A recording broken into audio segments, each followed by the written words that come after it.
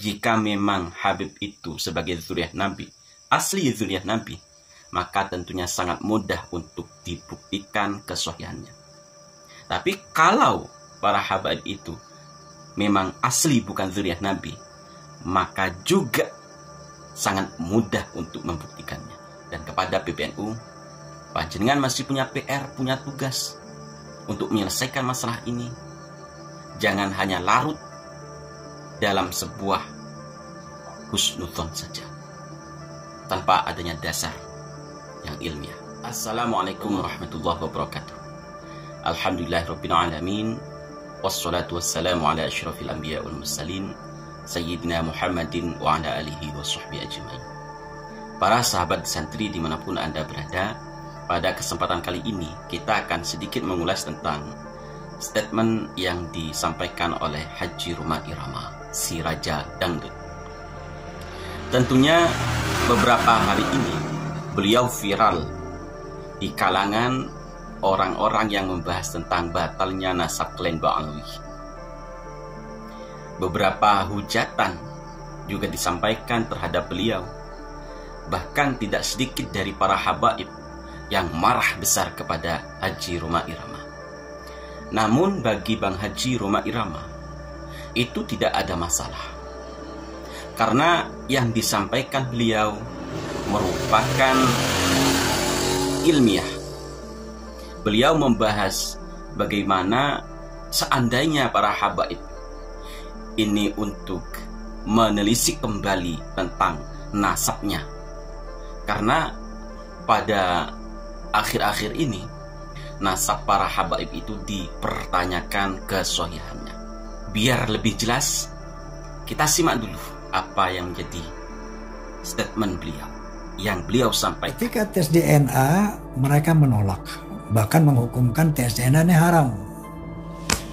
Ini kan lebih nambah lagi kecurigaan umat bahwa dia tidak mau tes DNA karena takut ketahuan aslinya. Sementara secara internasional telah terdeteksi bahwa Ba'alawi ini dari beberapa pemeriksaan dari kalangan mereka yang dari Yaman dan dari sini, beberapa orang telah terkonfirmasi haplogrupnya adalah G. Jadi apa yang disampaikan oleh Bang Haji Roma Irama?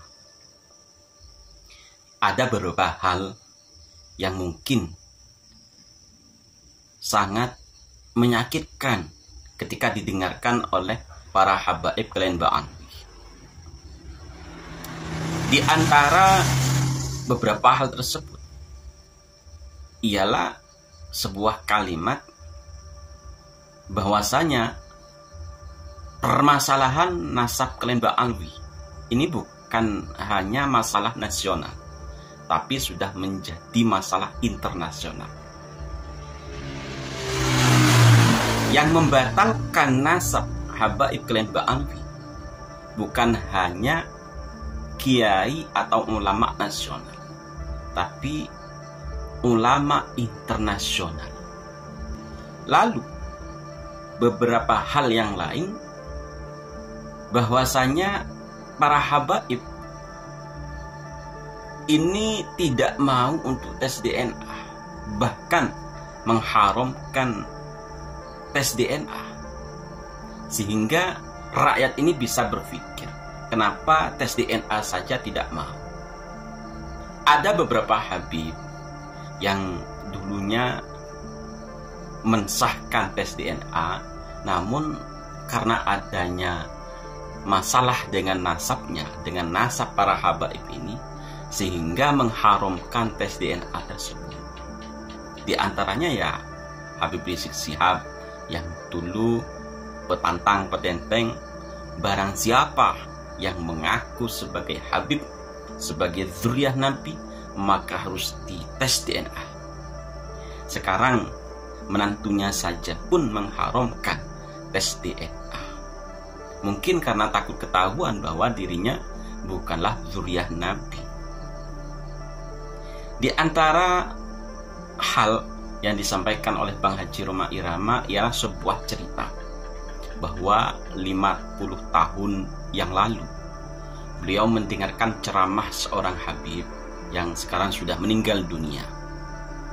berceramah dan menyampaikan sebuah doktrin bahwa Habib yang penzina, Habib yang tukang mabuk itu masih suci dan ahli surga, sehingga menjadi sebuah pertanyaan bagi Bang Haji Rhoma Irama. ini ada pertanyaan besar. Karena apa? Tidak sesuai dengan Al-Quran, tidak sesuai dengan hadis Nabi Muhammad SAW. Karena apa? Yang dinilai oleh Allah Subhanahu wa Ta'ala, yang dimuliakan oleh Allah Subhanahu wa Ta'ala, itu bukan nasabnya, tapi takwanya, imannya, ilmunya. Lalu ketika ada Habib yang menyampaikan Habib mabuk, Habib bezina itu masih suci dan ahli surga, tentu berlawanan dengan Al-Quran dan hadis. Di detik inilah kemudian ada seorang Habib dari Kelenba Alwi bermarga Ba'agil yang marah-marah kepada Bang Haji Rhoma Irama, menanyakan siapa Habib yang menyampaikan itu dan lain sebagainya. Habib yang zina, Habib yang melakukan kesalahan, Habib yang minum minuman keras, berbuat melanggar syariat, maka dia tetap menjadi orang yang suci. Nggak ada orang mengatakan Habib itu kalau berzina, Habib kalau minum minuman keras dia masih suci. Dari siapa? Itu siapa yang ngomong Habibnya? Coba sebutkan. Kami coba menelusuri Habib yang dulu atau kemarin pernah viral karena menyampaikan doktrin tersebut. Dan ini videonya.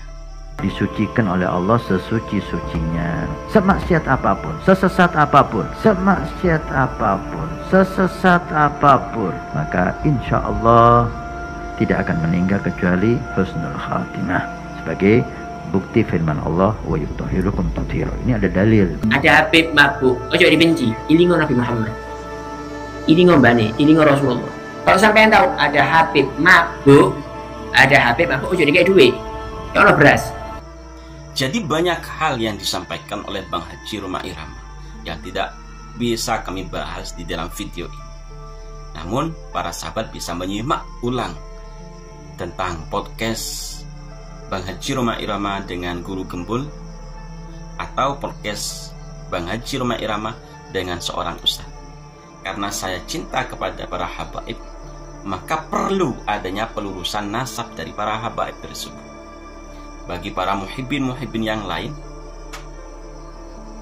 harus sadar juga, jangan hanya membela tanpa adanya dasar ilmu, hanya dengan caci maki, hanya dengan persekusi, hanya dengan doktrin dan lain sebagainya.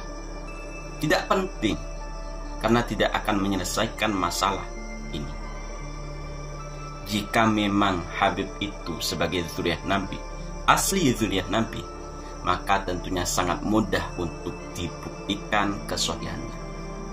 Tapi kalau para habaib itu memang asli bukan zuriyah Nabi, maka juga sangat mudah untuk membuktikannya.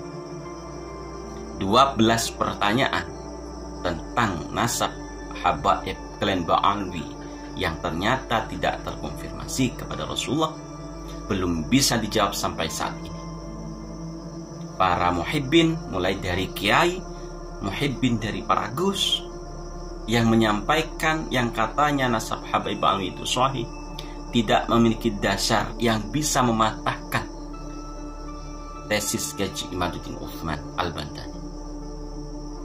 Ini sebenarnya PR kita semua.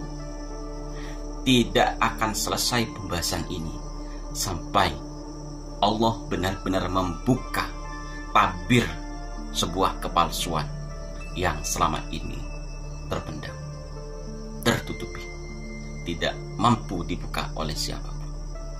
Saat ini semua akan terbuka. Mari kita bahas ini secara ilmiah. Kami yang tidak paham tentang ilmu nasab hanya menyimak, memahami apa yang disampaikan oleh para kiai yang membahas tentang nasab kalian Mbak Alwi.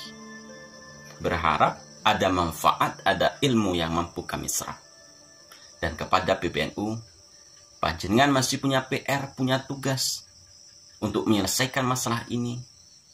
Jangan hanya larut dalam sebuah husnudzon saja, tanpa adanya dasar yang ilmiah. Wallahumma fiqh lakum thoriq. Assalamualaikum warahmatullahi wabarakatuh.